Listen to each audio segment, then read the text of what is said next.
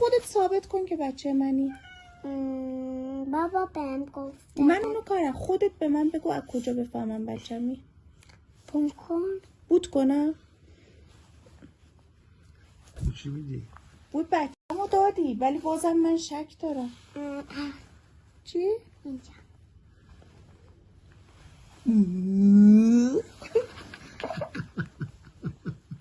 دیگه؟ قیافه شبیه تو دماغ من نگاه کن، شبیه من تو دیگه. کی گفته تو قیافت شبیه منه؟ من نفسم نه.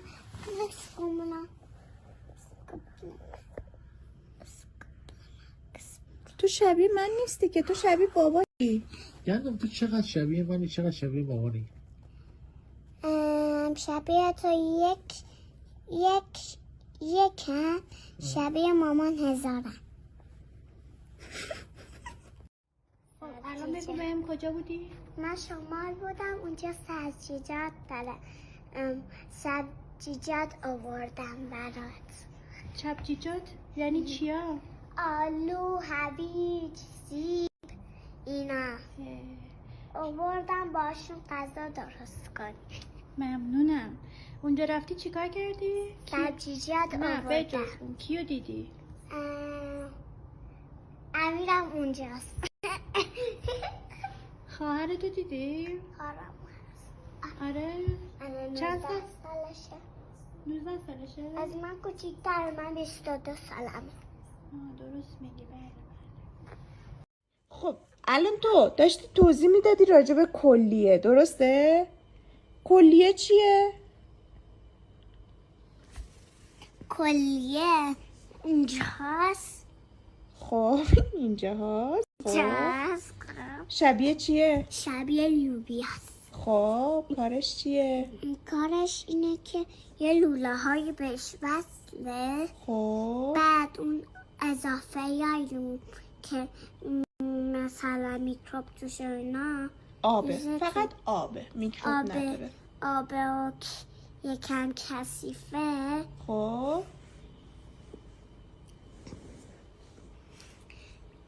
چیز میشه، اون میزه تو مثانه، از اونجا جیش میکنی.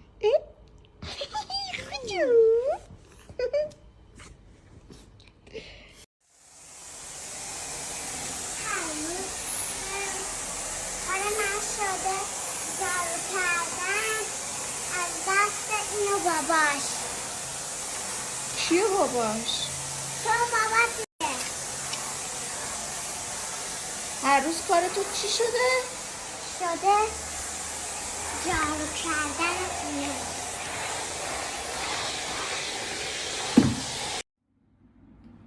کشوی لباس نداری؟ چی؟ کاش. چی؟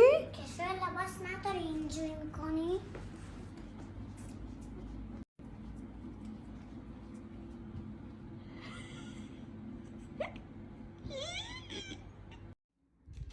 یه ذره نمز داشته باش. چی داشته باشم؟